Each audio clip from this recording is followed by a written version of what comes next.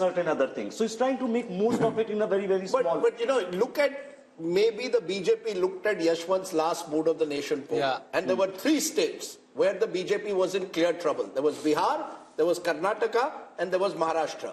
What did they do in Maharashtra? They broke the 2 major parties, Shiv Sena earlier, then the NCP. In Karnataka, you went and tied up with JDS, brought back Yediyurappa into the fold through his son. And in Bihar, you got Nitish Kumar back into the fold. I saw this photograph in the morning papers today, Prime Minister shaking hands with Nitish Kumar. And I just wonder, you know, what makes politicians tick? Here are 2 people who've attacked each other personally at various stages. Nitish Kumar refusing more than a decade ago to even share a stage with the Prime Minister. But all is fair in love and politics. And I come back to it, Rahul. The BJP has shown itself to be a party of power while claiming to be an ideological party, and the Congress has done just the reverse. No, but I don't agree. Once they're in power, they're ideological. In their logic is, they've scrapped Article 370, they've brought India the Ram Mandir. Sure. What other proof do you need of ideology? No, I'm not saying the ideology is diluted. Yeah, UCC has come about in Uttarakhand. So once their formula is you win and then you get ideological. To win, you don't worry about ideology. All I was saying is that there were states where the Congress had seen these ones, they were going to get, the BJP had seen they could be down by double digits. Bihar was one of those states. Let's find out a way to tackle Bihar. The point, Rashid Kidwai, is this is the difference. You see, I got a call just now from a UPA leader. Please show me which are the states where the BJP is growing. I said it's not about the BJP growing but holding its own. And they've held their own by strategic politics. Does the opposition recognize that, Rashid? Yeah, or will they only blame the enforcement director? I think Nitish Kumar's story is not complete without the opposition politics. Nitish Kumar seems to have gone on a rebound. He worked very hard for this India alliance, and when Mamata Banerjee, propped up Mallikarjun Kharge, and when Rahul Gandhi said that, he will talk to Mamata before appointing Nitish Kumar as a India alliance convener, all these things look like... You're saying if he was appointed convener, he would have stayed on? Precisely, because Nitish Kumar was not doing 8%. He knew his days are numbered. He wanted to be a prime ministerial face. He may not have said it. And this is... If he was made convener, think of it. After 2023 December results, he's also making calculations. Being convener is only worth if you have a shot at something. So he thought he was on the losing. Shama Mohammed joining us of the Congress party. Shama Mohammed, do you believe that in Bihar, the BJP in this last stretch has trumped you by taking someone who was not too long ago seen as the architect of the India alliance? So perception-wise and now in reality as per our numbers, the Congress-led India alliance has lost a big opportunity. I don't agree with you on that, Rajdeep. Everybody knows what Nitish Kumar is. Like I said before, if he had to go, he had to go. He keeps jumping from here and there. But you said a very important thing is, what is the ideology of the Bharatiya Janata Party? For example, let's look at the Meghalaya election. They were with NPP in Meghalaya before the election. During the election, they went their separate ways. Mr. Amit Shah has put in the manifesto that the party NPP is corrupt, and when they come to power, they will take action. They won 2 seats in that election, and they said very clearly, Conrad Sangma and NPP is corrupt. They go and join the party after the election.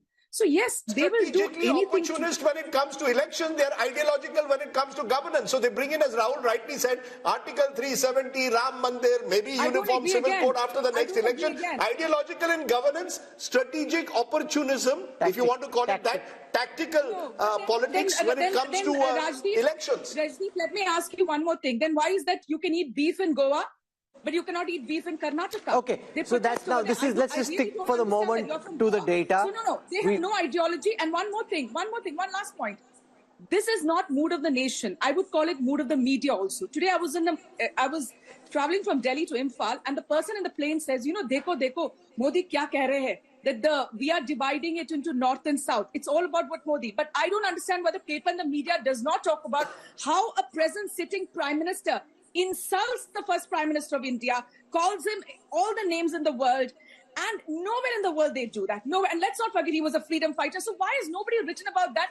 How the present prime minister keeps insulting a freedom fighter, the first prime minister of India. And see, you have to understand, people get carried away with what media is doing. Before 2014, we were questioned 100 times. I fail to understand why the present government is not. You could write an article on why beef is allowed in Goa, but not in Karnataka. West Bengal, another big state where The battleground is going to be tough.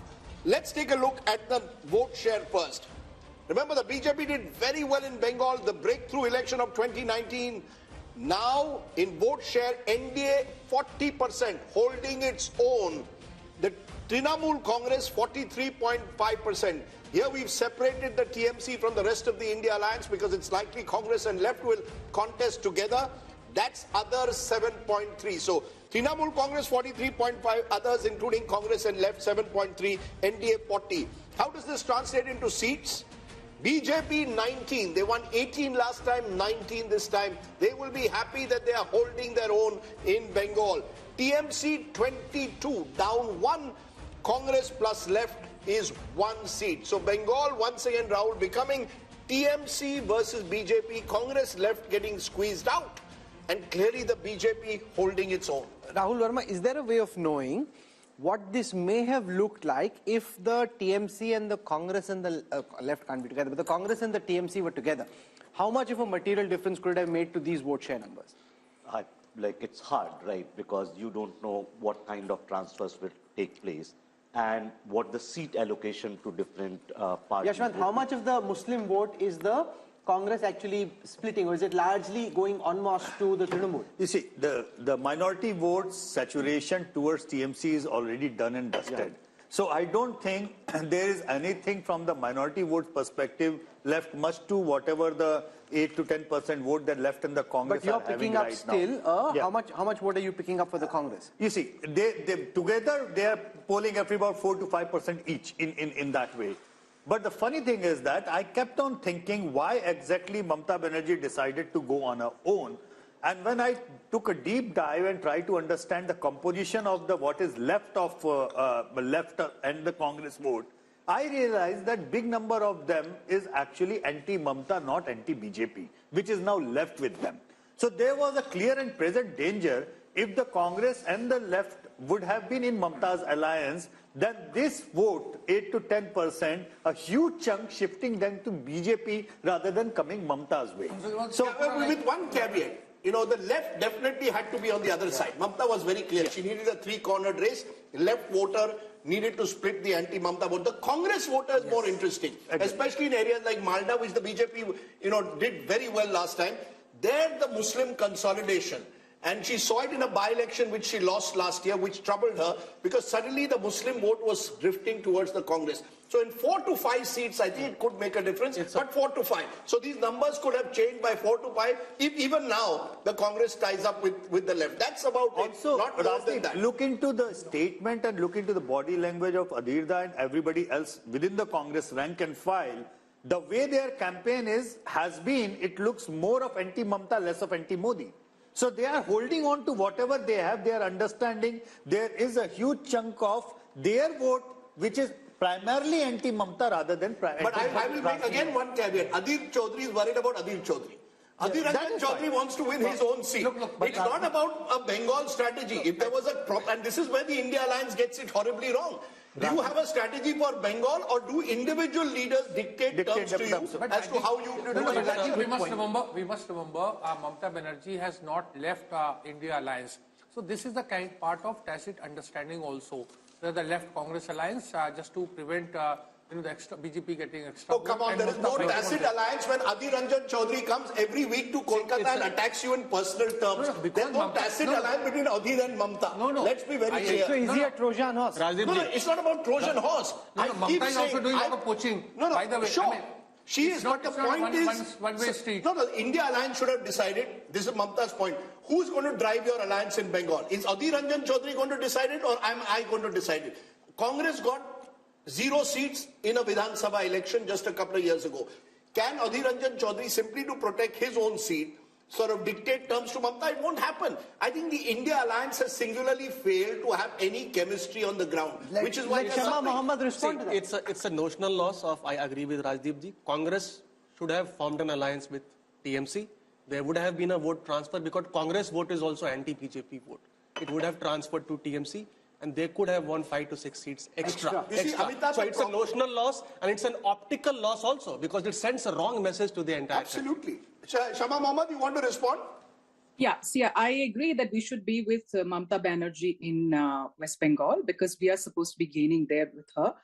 There's a different story in Kerala because here in Kerala, we are the principal opposition. Let's understand that. We have, the UDF has 19 out of the 20 Lok Sabha seats, and we've got more than 30 seats Bengal, in the assembly also. So we are the principal opposition. Whereas in West Bengal, from 44 to 0, we have come out, you know. So I, being from Kerala, believe that it is more important to be with TMC than to be with the left. Okay. Sanju Verma now joins us. Sanju, it's been a good showing in the north, not so good showing in the south, strong showing in the west, and in West Bengal, which we're talking about right now, it seems that the BJP is roughly where it was. My understanding on the basis of multiple conversations are the BJP's own polls are showing them 25 plus. This poll seems to suggest that they're not quite there. Our data seems to suggest that the BJP could end up at 19, which is just one more than what they had last time. You know, Rahul and Rajdeep, first and foremost, I just have this to say.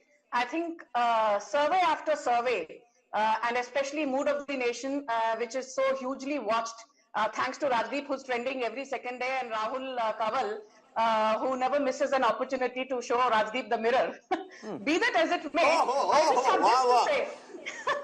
We are not the India Alliance where you are going to create divisions. On a lighter note, Sanju ji, no divisions. On a lighter note, ये BJP की अच्छी strategy है, divide and rule. You are trending every day. थोड़ा शांत हो जाओ. Learn to be gracious when I'm giving you a compliment, albeit a left-handed one.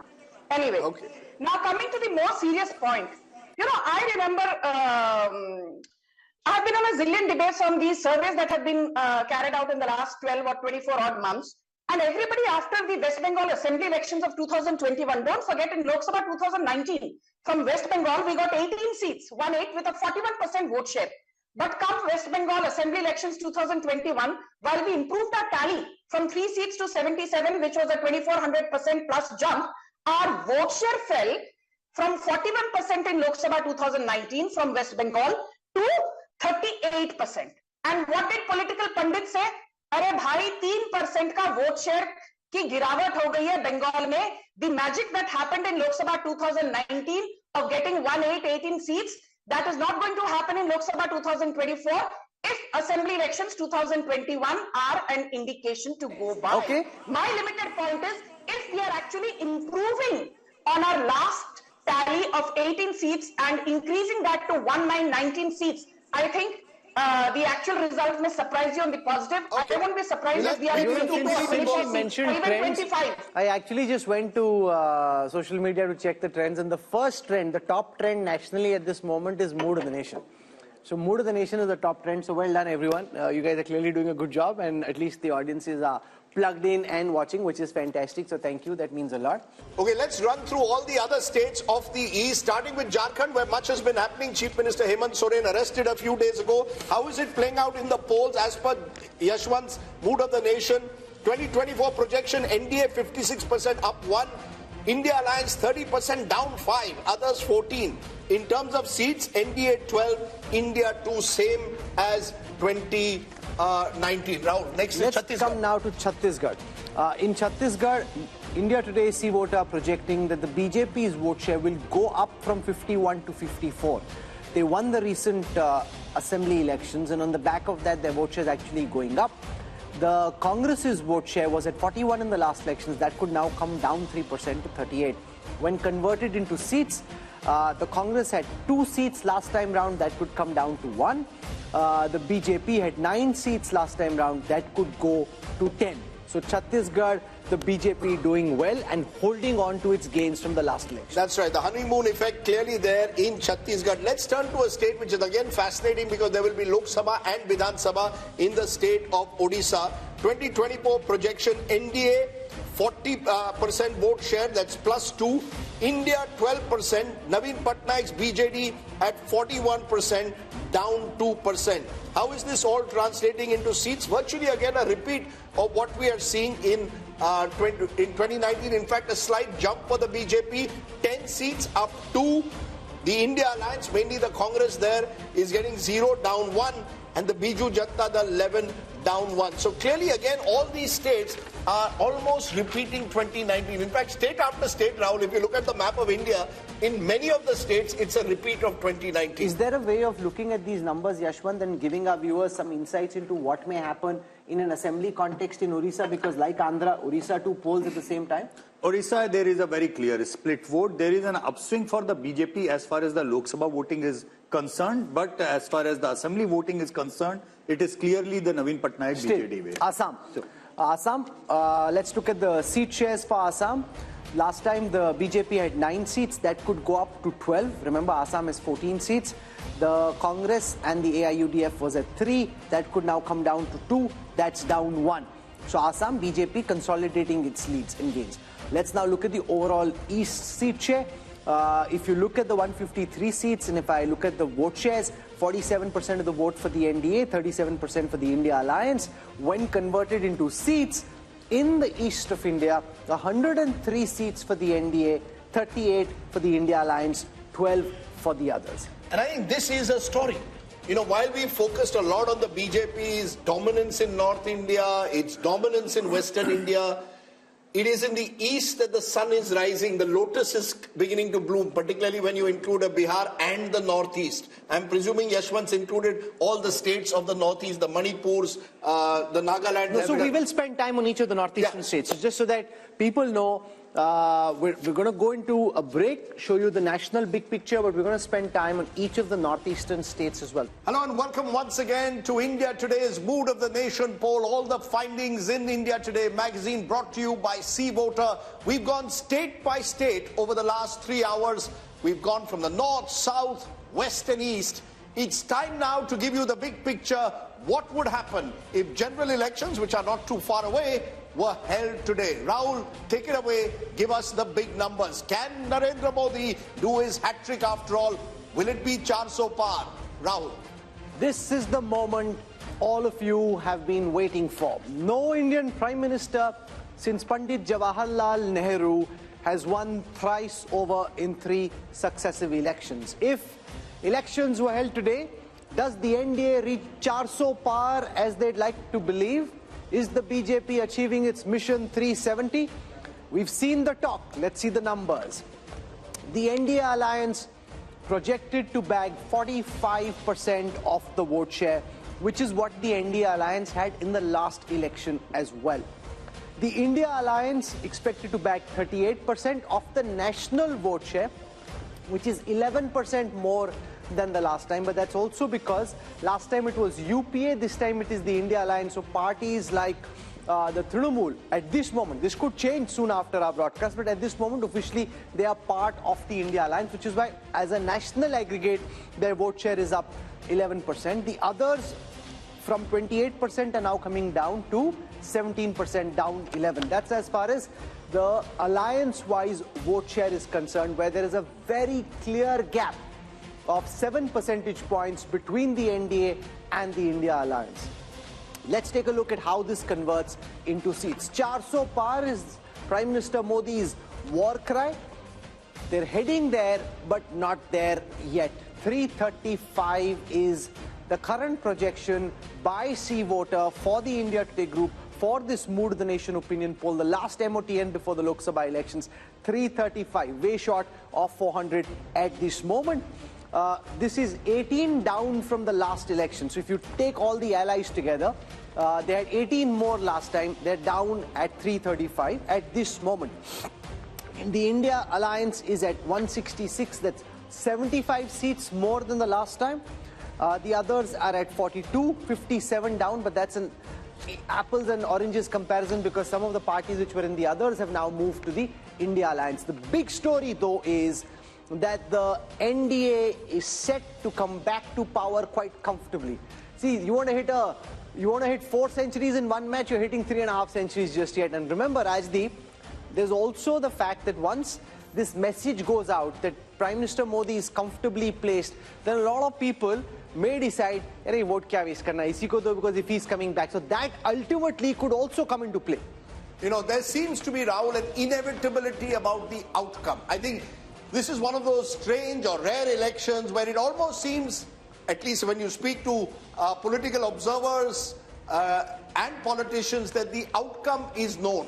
It's a question of where does the NDA, BJP-led NDA end up? Where does the BJP end up? These numbers are showing the BJP is roughly just around where it was in 2019. The NDA is marginally down, but as you said, there could be a bump it could get in the next 2 months because if it campaigns hard and the BJP is known to do that. Plus, could it get more allies? Remember, all of this is before the possibility of a Chandrababu Naidu or an Akali Dal joining in. All of that could take the BJP above 350. I know that there is all this buzz about 400 par. That perhaps will require the perfect storm. But the BJP has set the base. I think what this Mood of the Nation poll shows, people want Mr. Modi back. The majority seem to want Mr. Modi back for a third term in the first past the post system. And unless there's some kind of a miracle in the next 6 to 8 weeks, the India alliance will have to simply accept next time, or good luck to you, 2029. 2024 appears as close to a done deal, Rahul, with these numbers. And the Prime Minister's popularity remains pretty high again. It will be interesting to see whether he just wants to equal Nehru's record or actually be around the next time to beat Nehru's record, or at least attempt to beat Pandit Nehru's record. Let's take you through how the party-wise vote share and seat share would stack up. We looked at the alliance-wise numbers. Let's now look at the party-wise numbers. The Bharatiya Janata Party had 37% of the vote in the last election.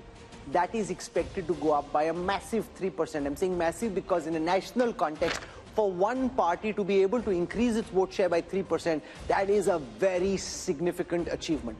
The Congress had 20% of the vote share last time. See voters predicting at this moment that that could come down to 19, just a dip of 1. Others were at 43, they could be at 41. The big story there, though, is that the Bharatiya Janata Party, which in the last elections was standing at 37% vote share, could go up a massive 3% to 40. You know, Rahul, there are two big stories. One is the BJP story, the possibility, as you said, that Prime Minister Modi will emulate what Nehru did, win 3 consecutive elections. The other story is the Congress party, losing 3 consecutive elections and its vote share not changing. I keep repeating, there's one figure that stands out for me, Rahul. The BJP got around 7.5 crore votes in 2009. It went up by a whopping 200% to over nearly 22 crores by 2019 in a decade. The Congress vote has remained relatively static at 11 crores. So while we are looking at the BJP and the big picture of Mr. Modi winning his hat-trick, we've got to also look at the Congress party. And I think somewhere there are two stories. But it's not static. If the pie is growing up and your portion say you're actually declining very badly. So you're not static. See, you're declining. Your vote share is remaining static. For a moment, and before we kickstart our discussion, let's take you through how this stacks up in terms of seats. We've looked at the vote share numbers. Let's take a look at how many seats each of these parties is projected to bag. The BJP, remember, had a 303 rifle that they were firing last time. This time it's 304. So it's not Mission 370. That's his rallying war cry. They're not there yet. 304 is where they stand. 71 is where the Congress stands, which is up 19 from the last time. Remember, there are gains in states like Telangana, which are helping the Congress do better than it did last time. Others at this moment are at 168, down 20. So that's where it stands. Prime Minister Modi very comfortably placed to be PM once more, which is why Raj Chingappa and his team are saying it's get set for a hat-trick. Raj, you want to give us what your headline is? What is it hat-trick? Is it the Modi momentum? What is it? It is set for a hat-trick. So is it about Modi? Is it about the BJP?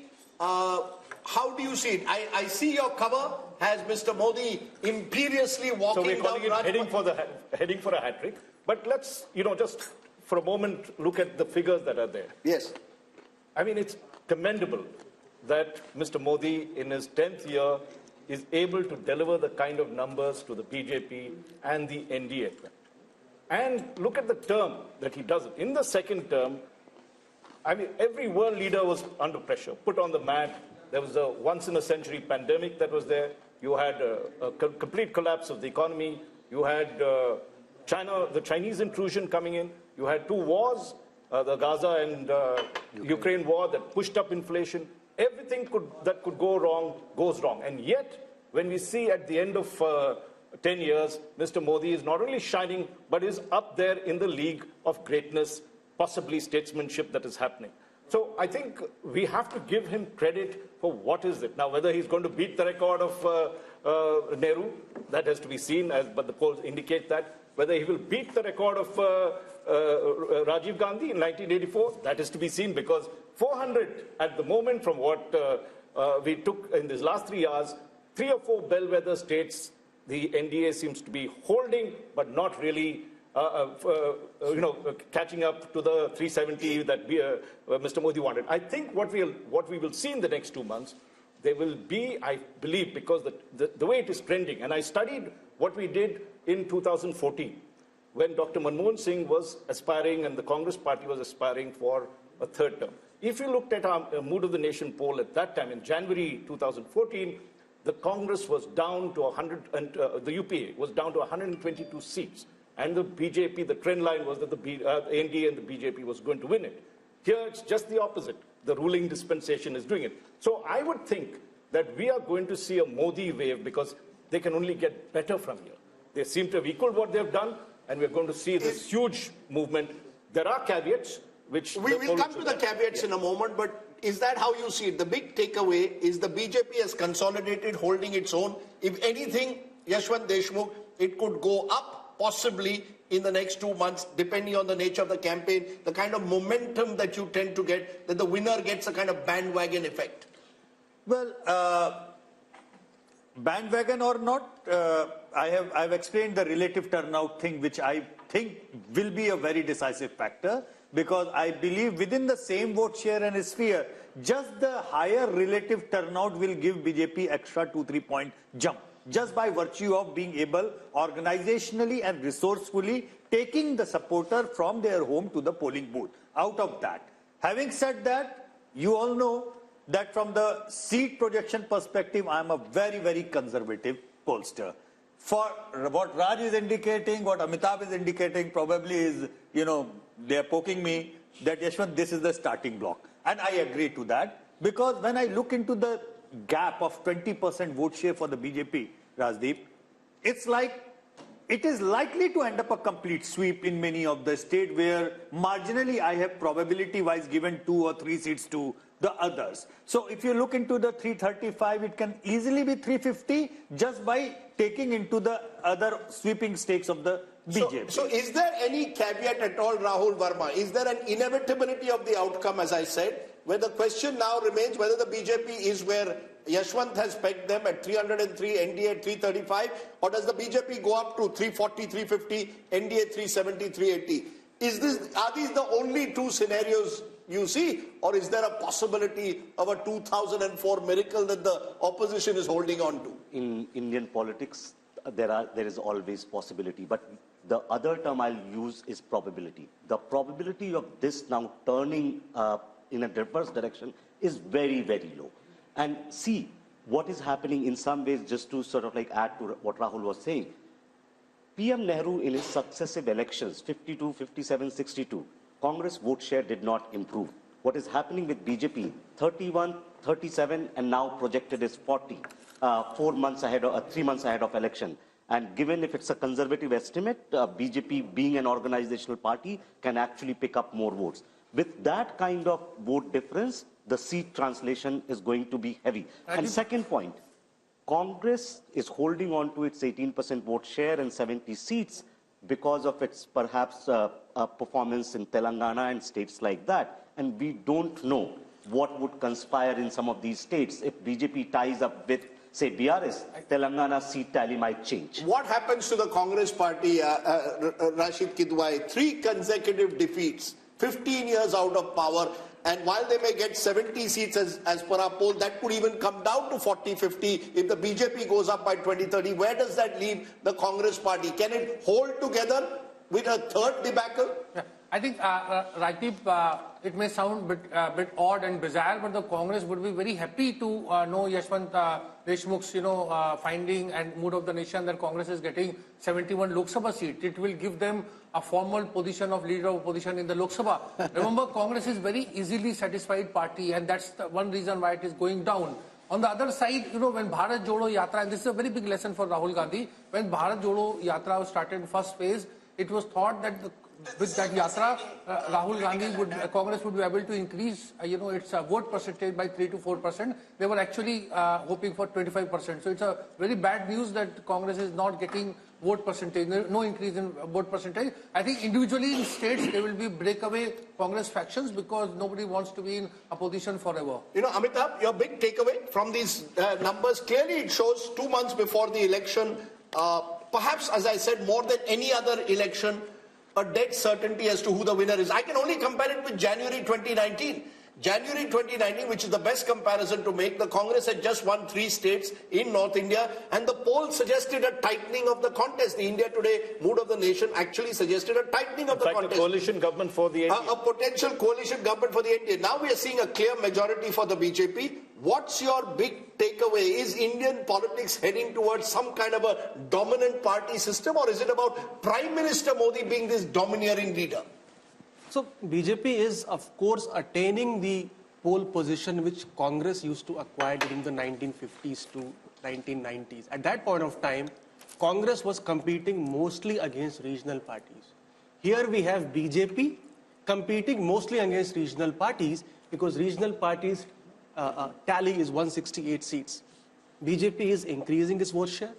Congress is holding on to its vote share, and all its gains are coming at the cost of regional parties. In fact, the story, Rahul, for me is once again that remember 186 seats, roughly 186 seats, direct contest in 2019, Congress versus BJP. Congress won just 12. BJP won most of those seats by double digits. Nothing has changed. It's almost as if the Congress is where it is, comatose in a way electorally, and the BJP is growing.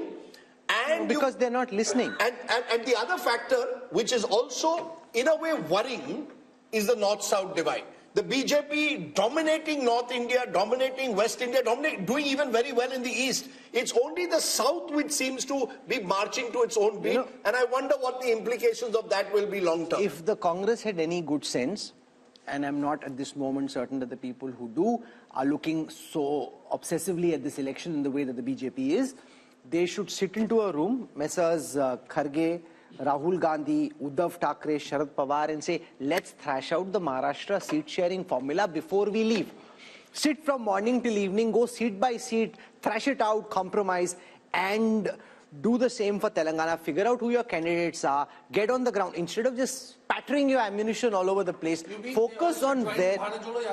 No, but they're not even invited, Rashid. That's the problem. Each of those leaders are saying... Because Rahul Gandhi is there, so they need to... But what is more important? Sitting and fighting and trying to win the few seats you have an opportunity of winning, or this yatra which only seems to be causing trouble? Can I make an even more controversial point? Which is what? If I was the opposition today and I saw your numbers and the mood of the nation and all of us predicting the inevitability or the probability of the outcome, I would actually see one opportunity, and that is focus on state elections. There are going to be, look, there's a Lok Sabha election which the outcome seems inevitable. It's about whether... No, but you cannot, if you're in the opposition, you cannot take it as inevitable. You have to fight the election. No, you have to fight.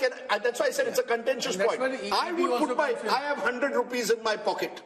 I would put at least 80 rupees of that into state elections. There's Haryana, there's Maharashtra, there's Jharkhand, there's Bihar next year, then there's a series of other elections. Look, in the Lok Sabha, you can pick up, I'm only going by the mood of the nation, Rahul. You can pick up 20, 30 seats by what you're saying, better seat adjustments, do a little bit in Maharashtra, work out your numbers. You should do that. Of course you should. Every election has to be fought.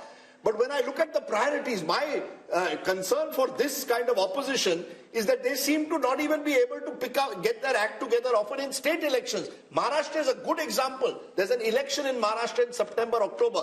You win Maharashtra, you lift the morale. Imagine what happens if you lose Lok Sabha badly and then also you suffer a debacle in Maharashtra and Haryana. Eventually, and don't forget, Karnataka, the government could be on notice given the kind of numbers that we are showing. Telangana, The Congress has a small majority. So, you know, the Congress Mukt Bharat or an opposition Mukt Bharat is in a way a reality if these numbers hold on. I would say focus on state elections, get your act together, and I agree with you. At the moment, you should be sitting across a table, working out seat sharing, working out some kind of plan. I don't see that, which is why I think Yashwant has underestimated the BJP. My numbers are, I did my own polling, 340 plus BJP, 370 plus ND Alliance.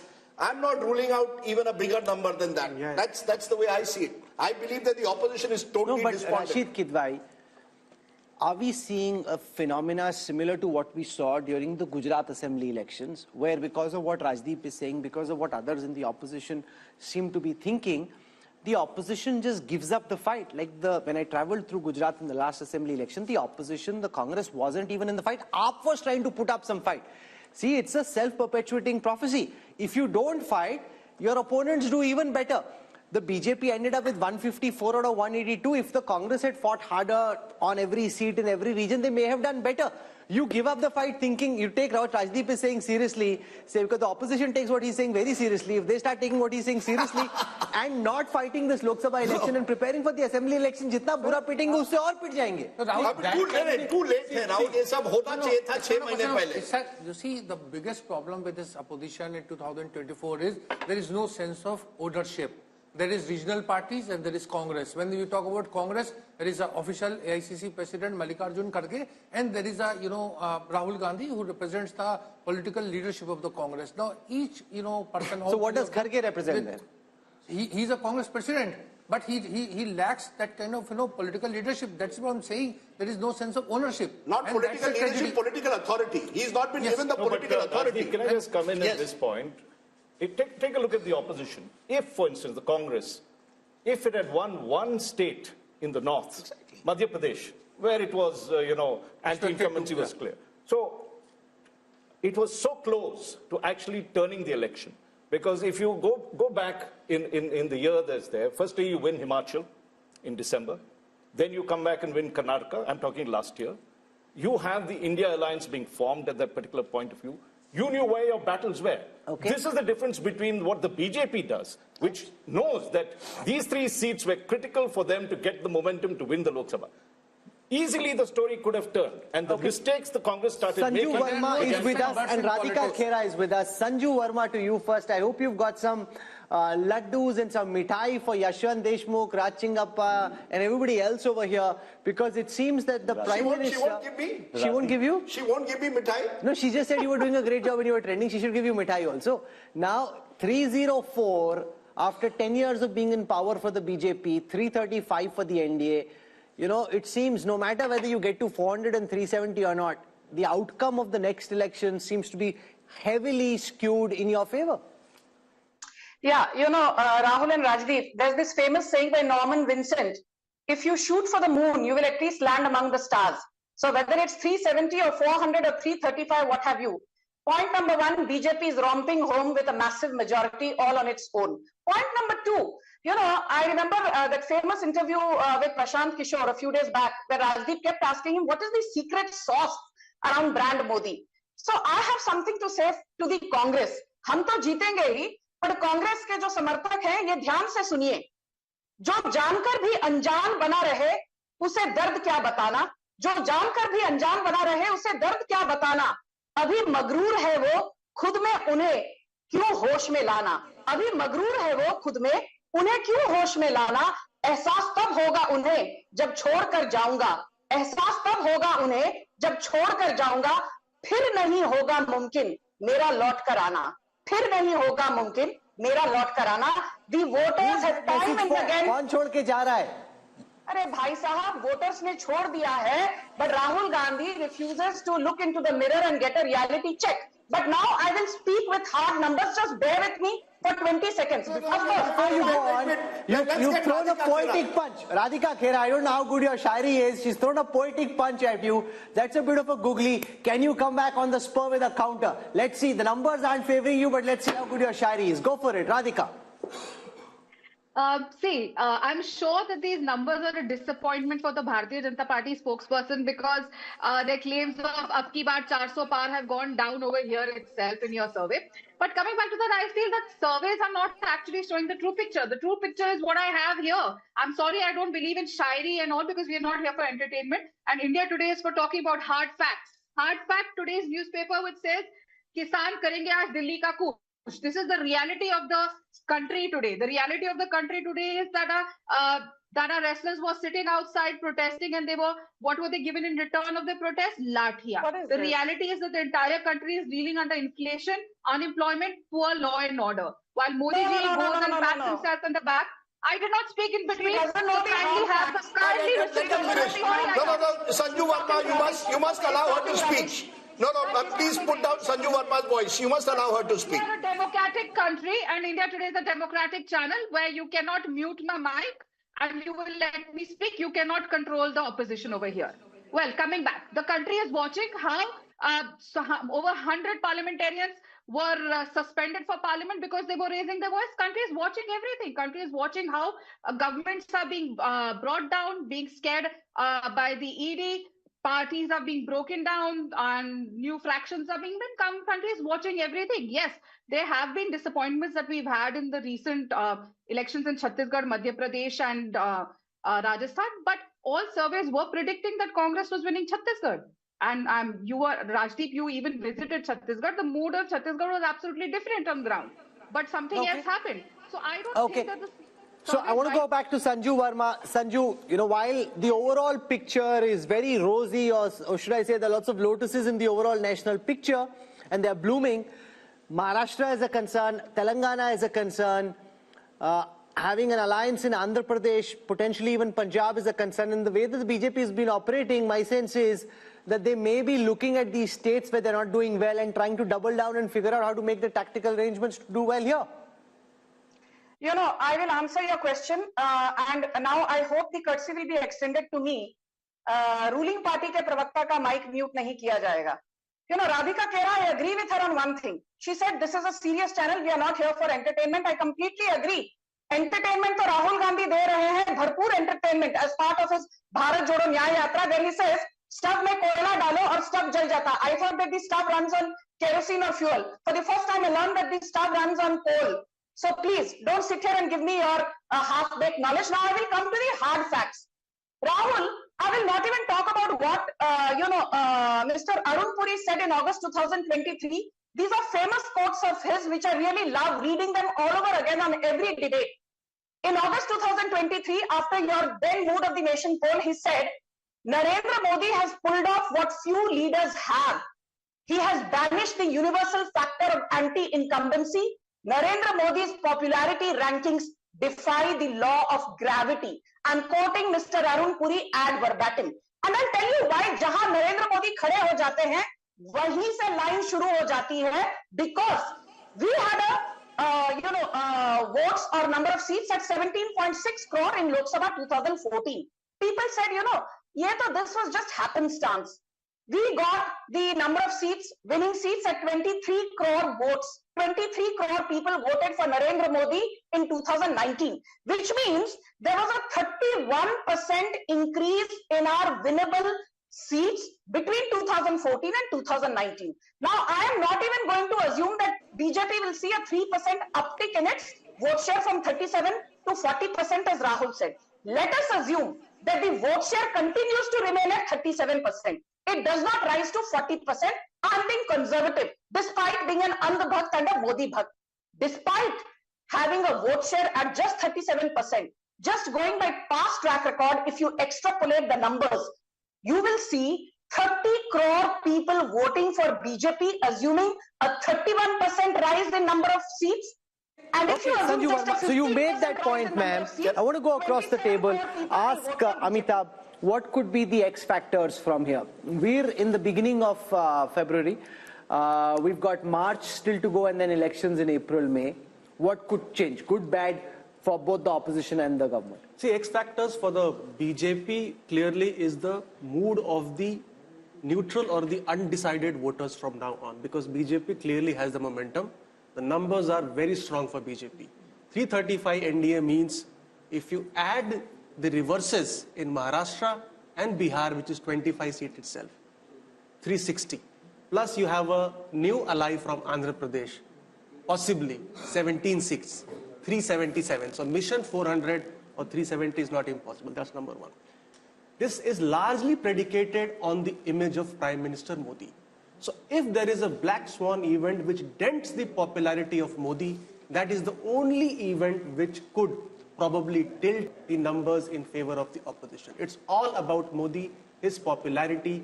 He is getting the votes for the BJP, and he is the difference between the But this is an important point, Rachingappa, that it's essentially no matter who thinks what of it, the fact is, and you can quantify this, and we'll do this tomorrow, but if the BJP is winning in the way that it is, it's because of one man. And what this country thinks of one man, what anybody on this panel thinks of that man is inconsequential. The voters who we've spoken to would like Prime Minister Modi back. They have a direct connect with him. They have faith in him. They trust him. They want him back.